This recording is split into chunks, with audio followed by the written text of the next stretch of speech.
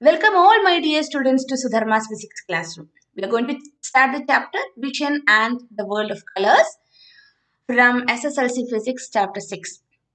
So in this chapter, we are going to learn two very important phenomena of light. So those phenomena are dispersion of light and scattering of light. So in today's class, we are going to discuss about dispersion of light. What do you mean by dispersion of light? You can see on the screen a visible light or white light is allowed to pass through a prism. So the white light is splitting into its seven constituent colors. So the phenomenon of splitting of white light into its seven constituent colors is called as dispersion of light. So what is dispersion? When white light passes through a prism, it splits into its seven colors, its constituent colors. So we all know that white light has seven colors. That is nothing but violet, indigo, blue, green, yellow, orange, red, or vibgyor, right? So white light enters through a prism. It splits into its seven colors. That is called as dispersion. The very important thing you have to notice here is the red color is coming on the top and violet color is coming at the bottom. So the band of colors we are able to see after white light or sunlight passes through a prism, that is called as spectrum. Okay. So any light that is composed of more than one color is a composite light. Composite light, because we have different colors. We have laser light which can give a single color, right? But that is of single wavelength. But if you have any light that is composed of more than one color, then it is called as a composite light. So white light is an example for composite light.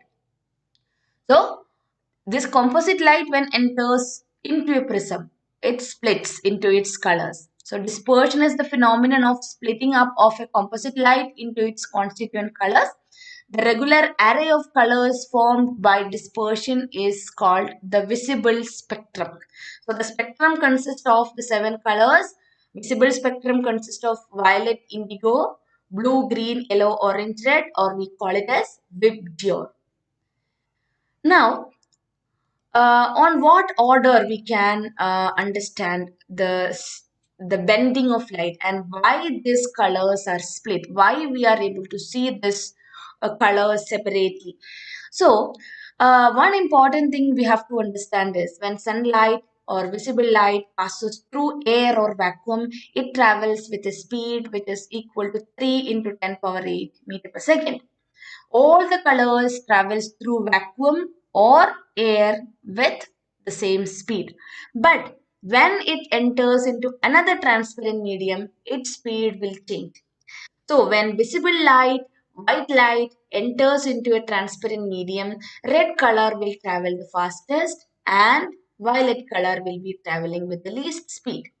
Remember, sunlight, when passes through air or vacuum, all the colors travel with the same speed, that is 3 into 10 power 8 meter per second. But when it enters into a transparent medium, another transparent medium, the speed will change. So when speed changes, we know that refraction will take place, right? So according to the speed, the bending will be different. Okay, so red color will be bent the least and violet color will be bent the maximum. So this dispersion has a relation with wavelength.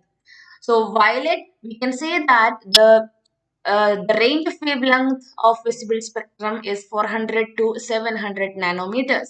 So a nanometer means 10 power minus 9 meters. So violet ranges from 400 to 440. I'm just taking only the extreme colors.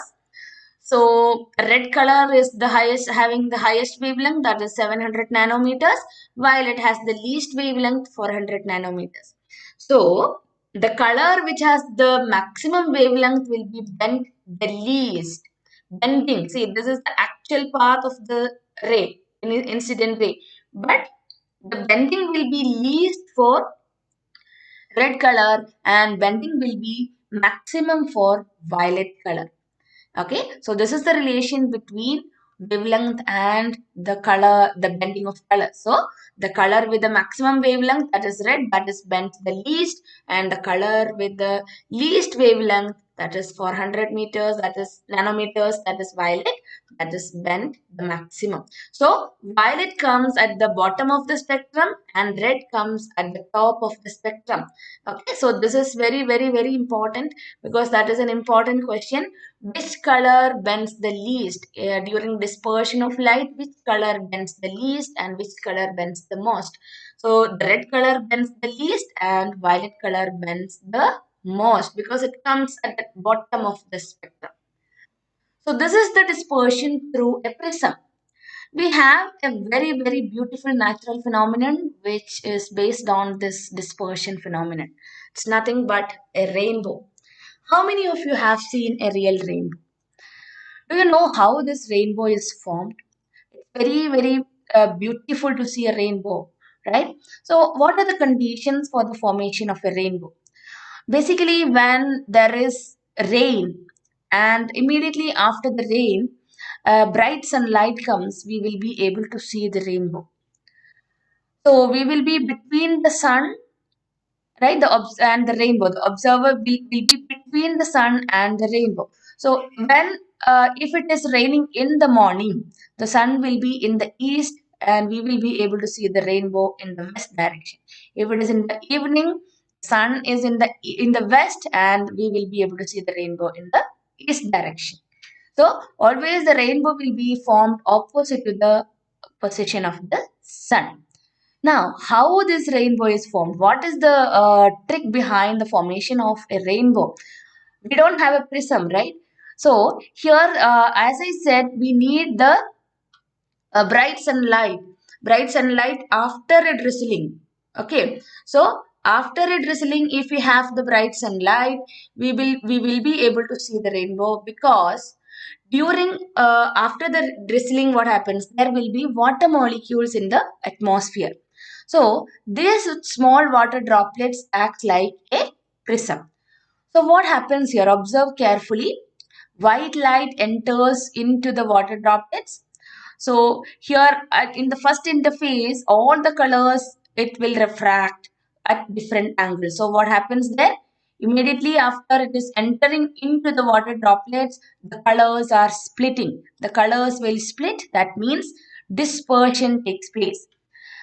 And when it is trying to come out of the water droplet, we know that water is a transparent medium. So it is a denser medium and air is a rarer medium. So what happens here? When water droplets are trying to come out of the water droplets, then total internal reflection is taking place. Already we have discussed about total internal reflection. When light travels from a denser medium to a rarer medium, if the angle of incidence is greater than the critical angle, total internal reflection will take place. So all the colors are undergoing internal reflection, total internal reflection. Then after that, when it is coming out of this water droplets, refraction is taking place for all the colors. So the series of phenomenon taking place here are when initially in the first interface dispersion is taking place because splitting is taking place, splitting of color is taking place. So it is dispersion, then internal reflection, then refraction. These are the phenomena taking place during the formation of a rainbow. Hope all of you understood the phenomenon of formation of a rainbow. So once again, when water droplets are there in the atmosphere, the sunlight, the white light enters into the water droplets. These water droplets act like a prism, right? So initially the colors will split and then internal reflection takes place and then it comes out of the water droplet. So refraction is taking place.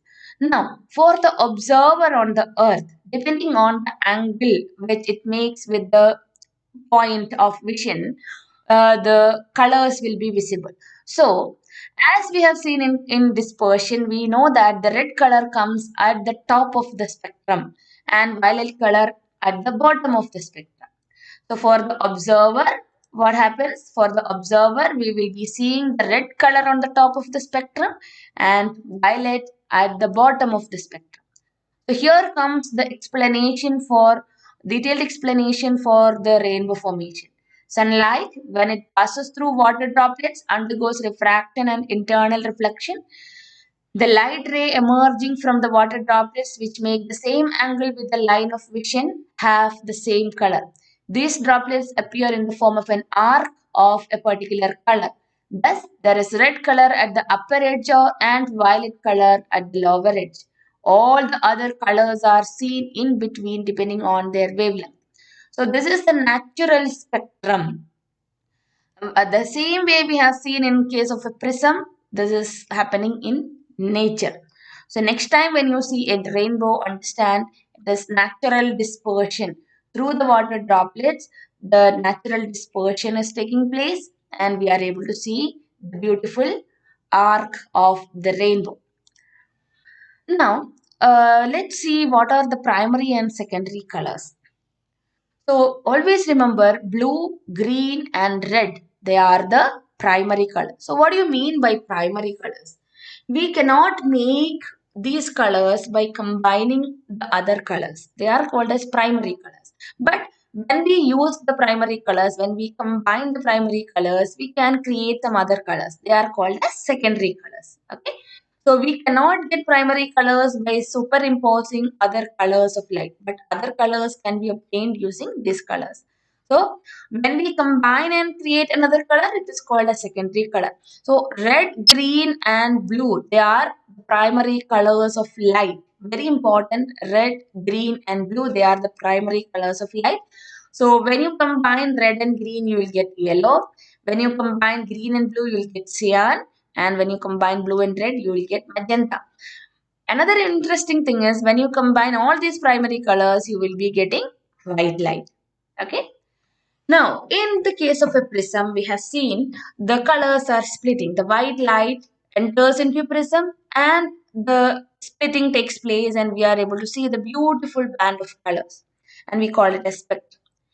Is it possible to recombine all these colors and form white light again? What do you think? Let's see. Here, if you use an identical prism means it should have all the angles same, everything same to the initial prism. So the refractive index should be same as the first prism and the angles, everything. So that is what we call it as identical prism. You have to take an identical prism as the first one and keep it upside down as shown here. So what happens is white light enters into the first prism, then dispersion takes place. These colors, the spectrum, we are allowing that to pass through another prism which is kept in upside down manner. So at the end of the other spectrum, that is the second prism which is kept upside down, we will be getting a beam of white light. So the combination of colors is possible. Okay, so this is how we can recombine the colors into white light. So initially dispersion takes place. So red comes on the top of the spectrum and violet comes at the bottom of the spectrum. And normally when we draw the diagrams in exams, we will be drawing only those two extreme colors. And it is understood that the other colors, other wavelengths comes in between red and violet. Okay, it's not mandatory to draw all the 7 colors. You can just write red and violet. Make sure red comes at the top and violet comes at the bottom. And make sure in the spectrum in between that space, right, there also you should draw the rays. Okay. Now violet comes and red on top, and here we have the white light. So this is how we can recombine the dispersed colors into white light again. It's a very important question. There is an interesting thing which is called as Newton's color disk. How many of you have seen Newton's color disk? It's a disk having all the 7 colors in a particular ratio. And the importance of this Newton's color disk is when you rotate this disk, you can see visible light. You can see white light. So why we are able to see this white light? There comes the term persistence of vision.